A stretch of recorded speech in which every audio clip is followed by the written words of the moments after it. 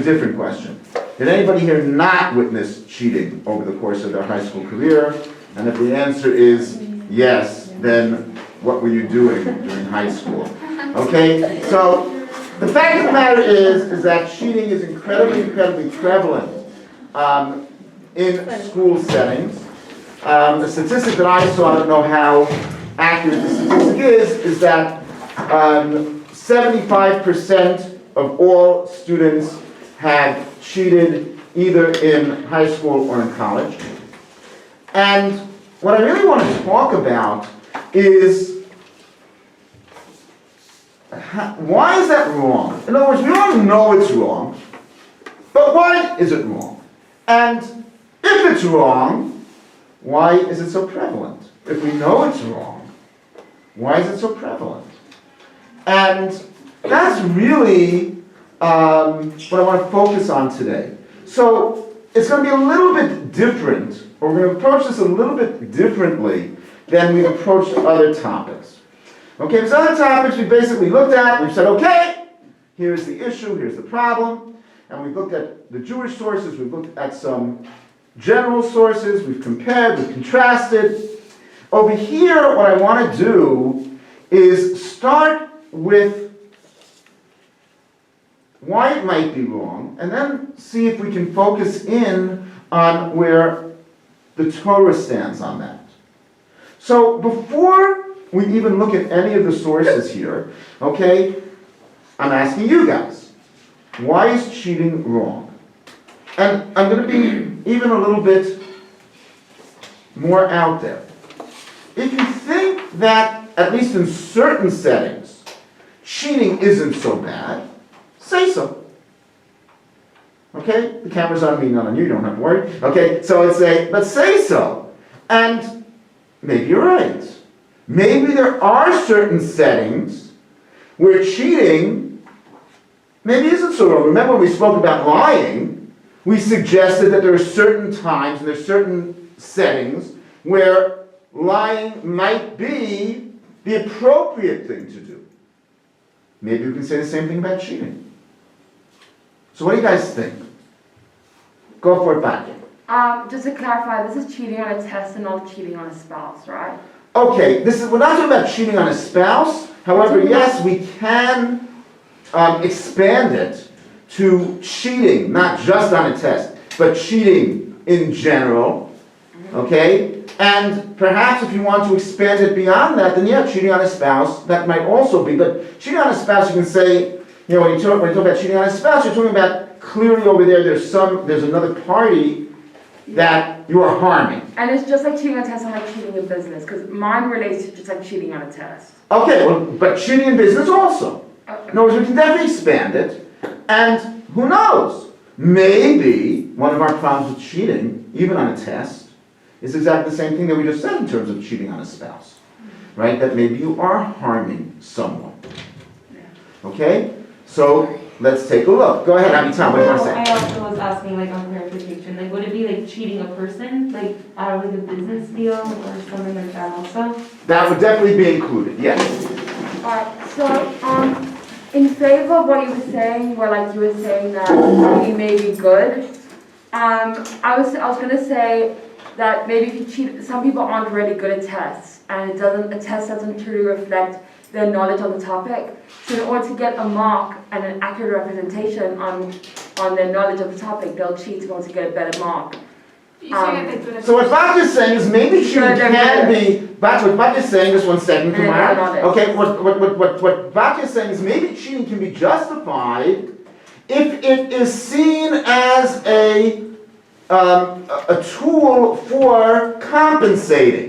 Right? I'm compensating over here for the fact that I'm a poor test taker, that my tests do not necessarily reflect my real ability. My test score does not perhaps reflect my understanding and my grasp and my understanding of the topic and the concepts involved. And therefore, by cheating, what I'm really doing is leveling the playing field. Okay? Because I'm compensating for the fact that I do poorly on standardized tests, or I do poorly in a testing environment. One possibility. Yes, Tamar? I really disagree with that because I feel like that's so unfair on the people that really work hard and like put effort in to do tests, and when you have someone like that's learned really hard and spent, even if you really struggle with tests and whether you work really hard for that and you sit next to someone who's cheating and has it written on their hand or got papers with them when it's like a really important test, I feel like it's really unfair on like the people around you, because then it's showing it's not fair on, like you're making it unfair on everyone, not just unfair on yourself. Okay, so what Tamara's saying is even in that situation, it's not fair to everybody who's worked so hard in order to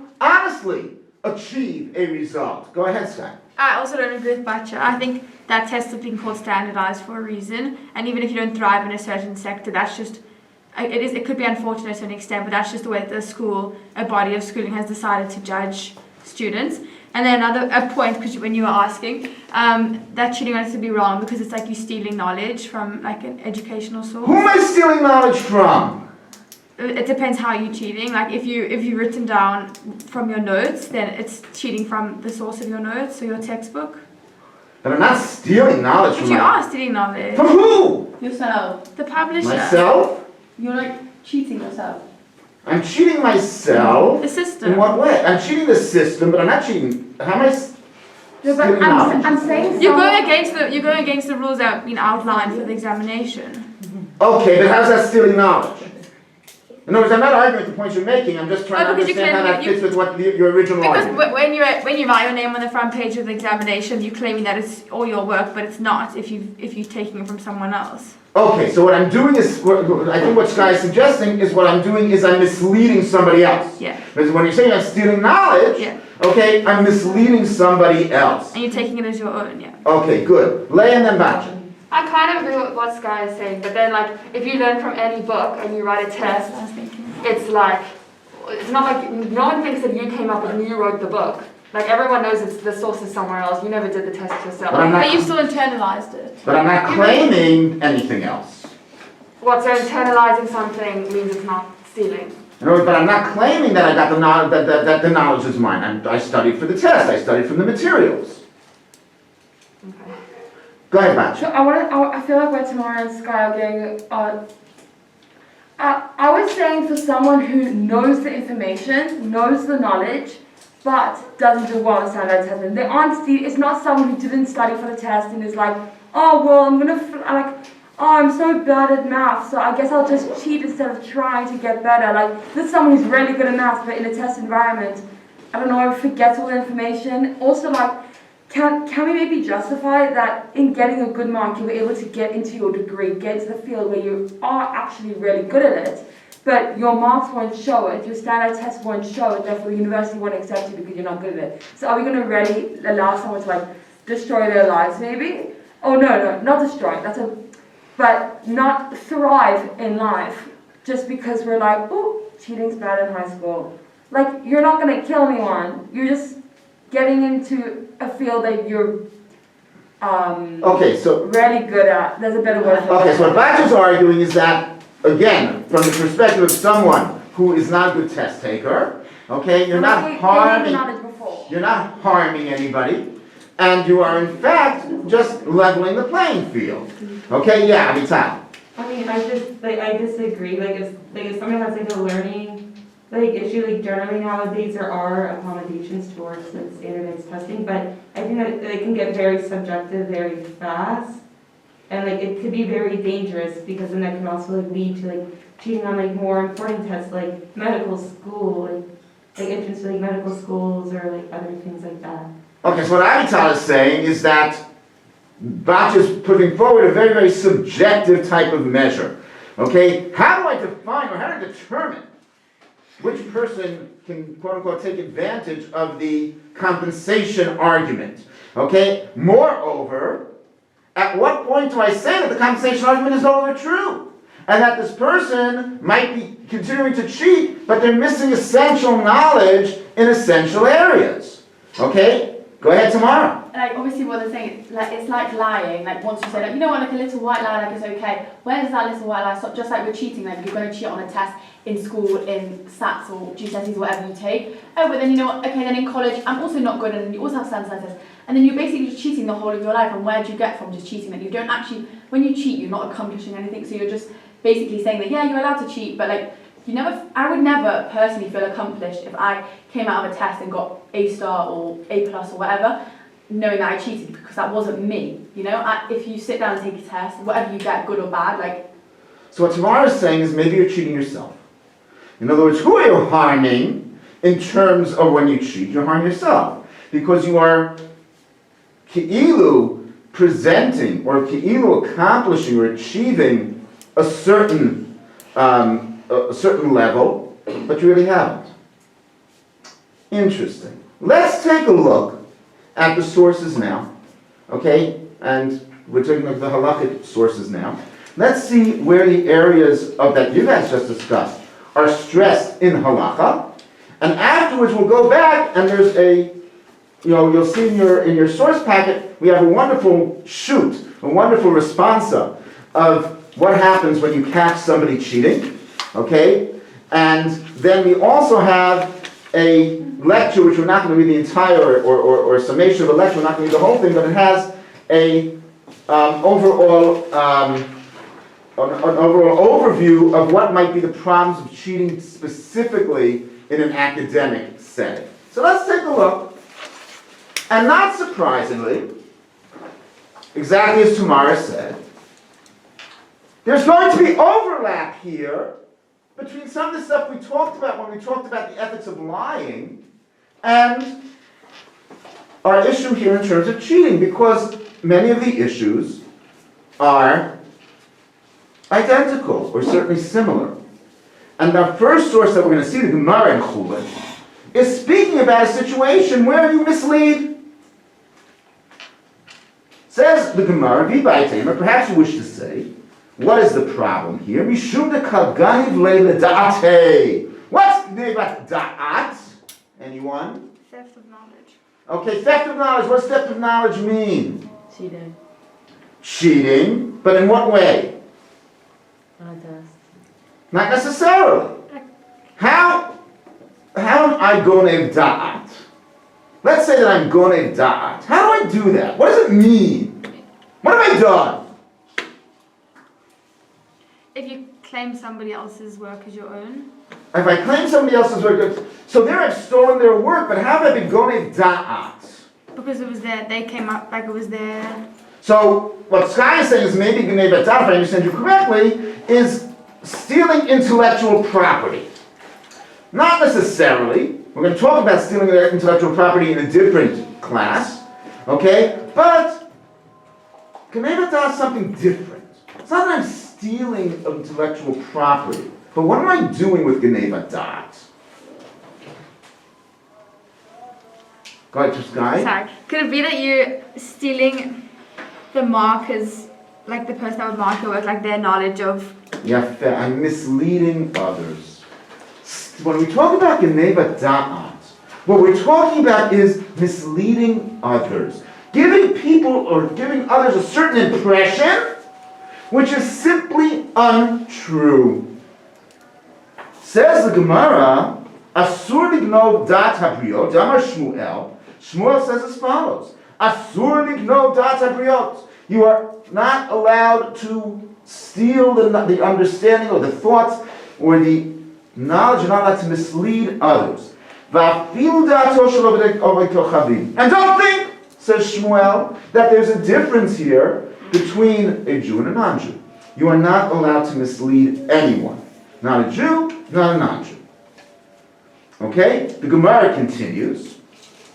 Rashi on the Gemara explains. Mishum de gonev da'ato, de'ove kochavim. Okay?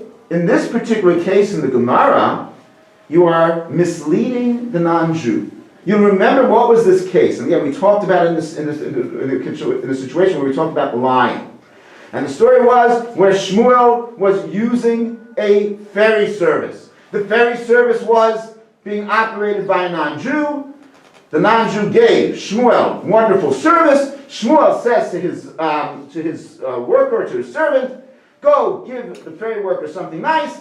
And he does. He gives him some meat, which the ferry worker believes is kosher and therefore is better, but it's really not kosher. And Shmuel gets very upset when he discovers that his shamash, that his worker, had misled the ferryman. Okay, and that's what Rashi's telling us. Dovei kochavim, you have stolen the thoughts, you've misled the non-Jew. Ksavur sheYisrael ze ohavo ma'od. This non-Jew now thinks that that the Jew very much appreciates him. Why? Shetikna v'tarach v'alitol gidam. Because here he's giving him this meat, and the non-Jew is assuming that he has removed the gid hanasheh, which is time-consuming in terms of preparing the meat to make it kosher, when he hadn't done so. Ad shenireit la'atzmo, v'achar kach nitna lo, v'hu lo nitlo, but it was never taken out. V'nimtza machzik lo tovah kimam. And it turns out that this non-Jew is, for no reason, thinking that the Jew has done something nice for him and says, wow, that Jew really likes me. Okay, he's really gone out of his way for me. So, that, says Rashi, is a problem of Genevat Da'at. And the Rambam codifies this. Can you re-explain that? Okay, so again, what happened over here? We have this non-Jew who was being given a tip, and the tip is a piece of meat. Okay, nice, juicy steak. Any vegetarians here? Well, tough luck. I'm going to go on the steak. Okay, a nice, juicy steak. Okay, and sorry about that. Look, I don't want to be going to dots. Okay, okay. It's I think vegetarian. No, just kidding. Okay, but the so here's a nice. So, but we know that Jews, okay, or halacha requires that you can't eat meat that has a gid hanasheh. Right. So what do we do with the gid hanasheh? Nowadays, what we usually do is we don't even start with the gid hanasheh. We just sell that piece of meat to a non-Jew as something which is not kosher. Because extracting the gid hanasheh is not always the easiest thing to do. However, at that time they used to extract the gid hanasheh, but that was time consuming. And to do so would mean that, oh wow, this guy's gone out of his way to give me something really nice that he said that costs more money, v'chulei. So he was just assuming, because it was coming from Shmuel's servant, that the meat was kosher. But it really wasn't. So Shmuel got very upset because you've misled. That's not who it is. Okay? So now, the Rambam clarifies this. Asur ramot et b'nei adam b'mekach u'mimkar. You are not allowed to mislead or to cheat people in either business, mekach u'mimkar, or lignov da'atam, or to mislead them. Ve'echad kochavim ve'echad Yisrael shavim b'davar zeh. And both Jews and non-Jews are equally within this particular realm, meaning you're not allowed to mislead or cheat anyone, be it a Jew or be it a non-Jew. If you know that there is something in what you are selling which is flawed, you have to tell the buyer. And even to mislead through words or through actions is forbidden. This, by the way, is a big deal. When you sell a used car, and we all love used cars, when you sell a used car, you have an obligation, if you know that there's something wrong with the car, you have an obligation not to hide it. Okay? Now you can say if it's something that the person should have noticed themselves, and they didn't notice, Mela. But if it's something that they wouldn't notice, and you're selling the car, let's say the car is in an accident, and you know that the car was an accident, and you know that there's no way that the buyer will be able to figure that out for themselves. Okay? You have an obligation to say, yeah, I was in an accident, I've gotten it fixed, but it was in an accident, and you should be aware of that. Okay, these are all things which are part of Genevat Da'at, says the Rambam. Okay? And the Gemara goes as far as saying, okay, the Tosefta in the second Baba Kama goes as far as saying, Shiv'a ganavin heim, there's 7 types of thieves. Harishon shepekulam, and the greatest of them is a gonev da'at habriyot, someone who misleads others. So, from here what we're seeing is that when you talk about cheating, from a Torah perspective,